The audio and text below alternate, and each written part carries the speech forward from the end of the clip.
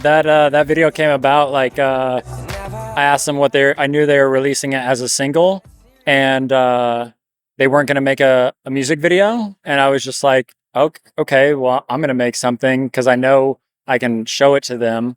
Bien, les presento a Rory Kramer. Él ha sido un filmmaker increíble por más de 20 años. Nos acabó de hacer una presentación impresionante aquí en Lexar. Nos habló un poco de su carrera y dio algunas pautas para poder iniciar dentro del mundo de la edición.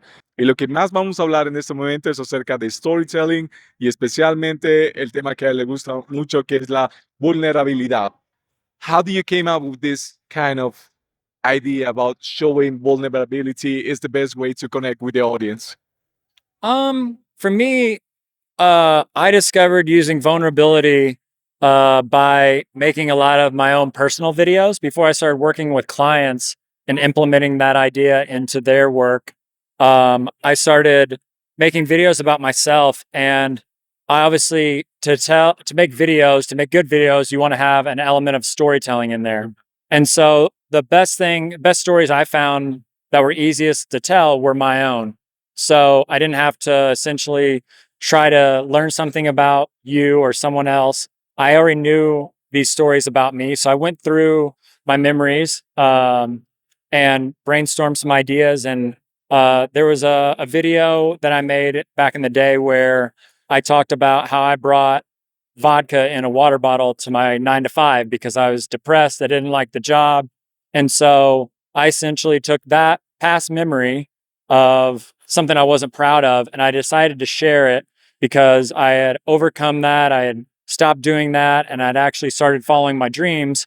And as my career started to take off, I was like, look how far I've came. Like, I should talk about this moment where, I wasn't happy. Because like, as I started to get find success, a lot of people would be like, I want to do what you do. Like, I'll never be able to do that. And I'm like, I've been you. I've probably been worse than you. And like, so sharing these moments of vulnerability allow your viewer to relate and be like, wow, I've gone through something similar, or I've gone through that exact same thing. Or, hey, like this guy he was a nobody at one point, and now he's like doing something. Like, I can make that bridge, that transition from, thinking I'm not good enough to actually being good enough. True.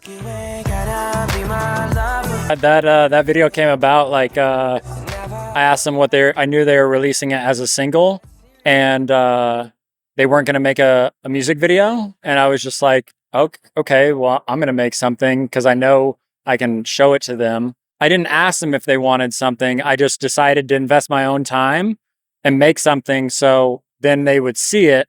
And if they didn't want to use it, at least I know that they saw the final product. So I knew I had all this footage that hadn't gone anywhere over the course of a year of shooting Justin. And I simply just went through my hard drive and just started cutting to the beat and finding these cool shots and cinematic moments of Justin and all the things that he had done, like photo shoots, anything and everything, concerts. And I just built out a timeline and showed it to Justin one night before his show, and I was like, hey, I made a little something. I thought you might want to check it out.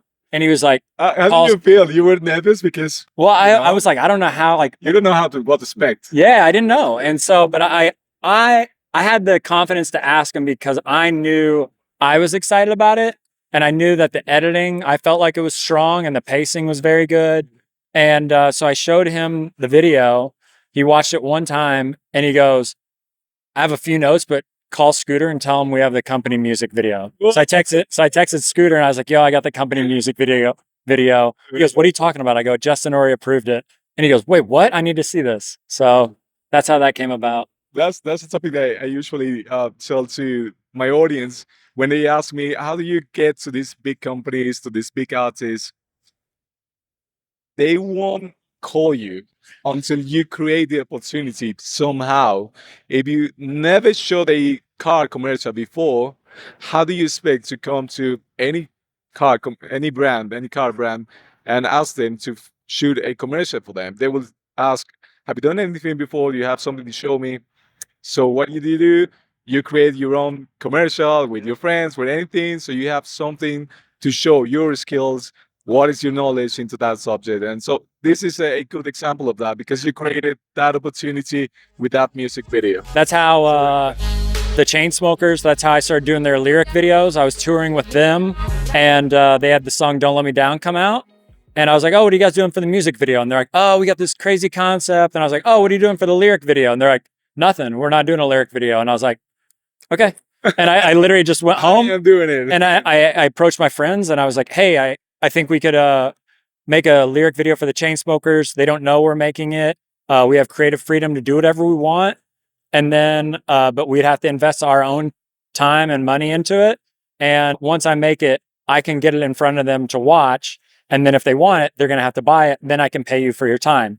But so I had to approach my friends if they were willing to help shoot, color, be production assistants on it for free with the hopes of, hey, we're just going to make something fun where we're in creative control. We don't have to ask for approval. We're just going to make something. And then if they like it, great. Then they can buy it from us and then we make money. But if not, as long as you're willing to invest your time and have fun, then, we can do whatever. I love those kind of projects when it's not just a passion project, then becomes like a business and, you make it profitable somehow. Okay. Thank you so much, Rory, for your time. Obviously for all the talk that you just made and all the time that you're giving up to this small community.